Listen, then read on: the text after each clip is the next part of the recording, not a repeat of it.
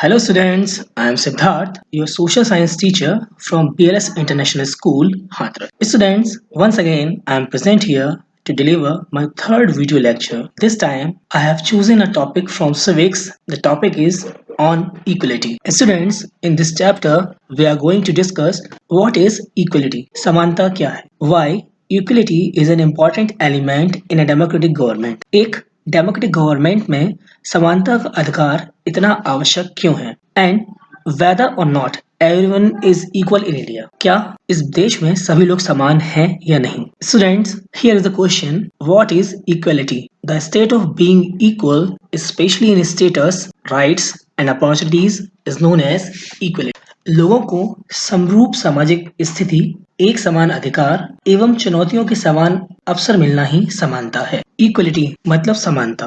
भारत एक लोकतांत्रिक देश है। लोकतांत्रिक देशों की एक मुख्य विशेषता ये होती है कि वे अपने नागरिकों के लिए समान अधिकारों की व्यवस्था करते हैं। देश के नागरिक सक्रिय रूप से सरकार का चुनाव करते हैं और ये सरकार उन्हें कई तरह की समानता व अधिकारों को प्रदान करती है। लोगों के पास अधिकार होता है कि वे अपनी राय रख सकें तथा आपसी सहमति व मेलजोल से अपने झगड़ों को सुलझा सके। लोगों को समान दृष्टि से देखना और उनके अधिकारों की रक्षा करना लोकतांत्रिक सरकारों का प्रमुख कर्तव्य है। Students, so the fact we have discussed recently, we can see that equality is something that matter the most in our life. It provides us the base to live a life with dignity. Students, here we have some new terms. Universal added franchise.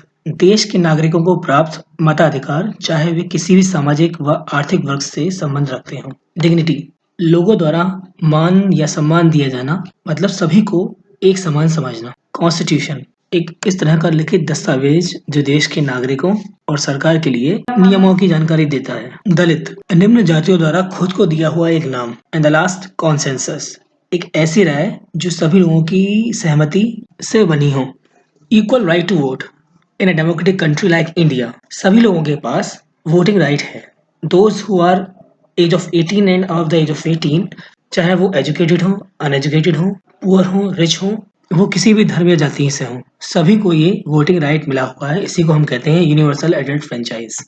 बच्चों, इस chapter को अच्छे से समझने के लिए चलो एक कहानी सुनते हैं। ये कहानी है एक कांताबाई की। कांताबाई एक गरीब महिला है जो घरों में झाड़ू पोछा, बर्तन धोना, कपड़े धोना, इस तरह के छोटे छोटे काम करके अपना घर चलाती है। इस पर भी वो खुश है क्योंकि उसके पास मताधिकार है, मतलब वह वोट दे सकती है। एक दिन जब वह वोट देने के लिए जाती है, वह वहां देखती है कि उस लाइन में कई सम्मानित लोग खड़े थे जो कि कुछ समृद्ध परिवारों से संबंध रखते थे। तभी वह देखती है कि वो जैन साहब जिनके यहाँ वह काम करती है, वो भी उस लाइन में खड़े थे। उन्हें देखकर उसे एक अनजानी सी खुशी महसूस होती है। वह सोचती है कि वह भी समाज में समान अधिकार रखती है जहाँ ये सब छोटे बड़े लोग वोटिंग लाइन में खड़े हुए हैं। उसी शाम जब वह घर वापस लौटती है तो वह पाती है कि उसकी गुड़िया बीमार है, लेकिन उसे अपनी ड्यूटी पर वापस जाना था, तो वह सोचती है कि वह लौटकर अपनी बेटी को डॉक्टर के यहाँ दिखाएगी। वह काम पर जाती है और काम खत्म करने के बाद अपनी मालकिन से कुछ एडवांस के लिए कहती है। उसकी मालकिन उसे एडवांस देती है और कहती है कि वो बार बार एडवांस लेने की आदत ना डाले। शाम को जब वह डॉक्टर के जाती है तो वह देखती है कि वहां भी एक लंबी लाइन खड़ी होती है जिसमें उसी जैसे गरीब लोग खड़े हुए थे। उसे देखकर उसके दिमाग में ख्याल आता है कि ये लाइन सिर्फ गरीब लोगों के लिए है, शायद कोई अमीर आदमी ऐसी लाइन में खड़ा होता हो। Dear students, remaining topics we will discuss in my next video. Till then, note down all the key points in your notebook and kindly go through the content provided to you. Thank you.